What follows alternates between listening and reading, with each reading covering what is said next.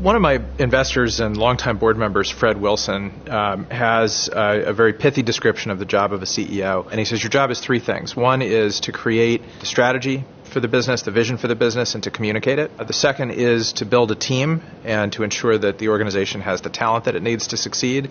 And Fred would say the third thing is to make sure there's enough cash in the bank. I would extend that a little bit to say the third thing is to make sure the company executes on its plan, including being properly financed. All three of those roles, or all three of those functions are critical. Right? You can't have a successful business without a good strategy, a good team, and good execution and enough cash in the bank.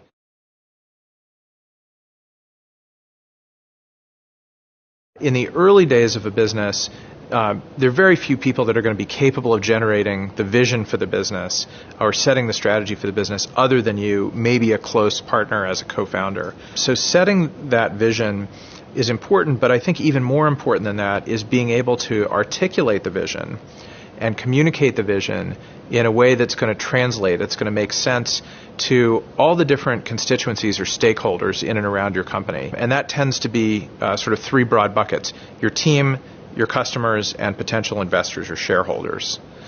So CEO's vision, I would say, is as much about the communication of the vision and the strategy as it is setting it in the first place, because that's really how you're going to be able to rally people to your cause.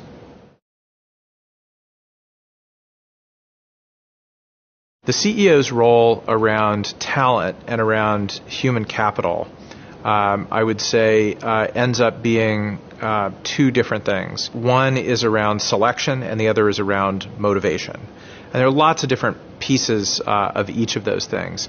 But figuring out who to bring on board your organization is absolutely critical because, especially in the early days, those first 5, 10, 20 employees are the ones that are really going to make or break the business. They're the ones that end up doing the lion's share of the work, not you. And they're the ones that have an awful lot of power in shaping the culture and practices and behaviors of the organization. Beyond selection, motivation becomes incredibly important. So CEOs are leaders, are managers, and making sure that your workforce is motivated to jump out of bed in the morning and come give you their absolute best for 8, 10, 12, 15 hours is very important. That's what drives the business forward. That's what writes the code or greets the customers, whatever area of the industry your business works in.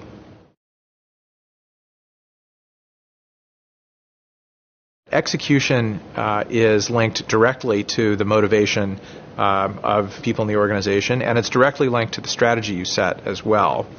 And making sure that goals are clear, that everyone is pointed and rowing in the same direction, making sure that deadlines are respected, and that people are held accountable for results. There are very few people who can do that as effectively as the CEO. Making sure there's enough cash in the bank and having the company properly financed, again, is it's one of those things that's sort of the lifeblood of the organization or the gas in the tank. It all comes back to being able to sell the vision. So selling the story and selling progress against the story to investors and to potential investors is one of the most important things you can do, because without the cash in the bank, it's very hard to run the business. So I don't know that there's such a thing as an average day for a CEO, but there's certainly averages over time. And for me, I always try to spend as much time in market as I can with customers, with partners, with prospects, understanding what their needs are, and how my company is either meeting those needs or could be meeting those needs, and building those important relationships. I would say over time that's probably about a third of what I do. I then try to spend about half my time internally. And internally can mean lots of things. It could be one-on-one meetings with people who report to me. It could be team meetings with my executive staff. And the rest is going to be odds and ends. It's going to be time with board and investors. It's going to be time thinking and reading and learning and working on projects myself. And then a certain amount of time that's going to industry events. Obviously, that blurs with being in market. On any given day, you're going to do some of those things. Occasionally, you'll do all of them. So no day is typical, but over time, that's how it balances out.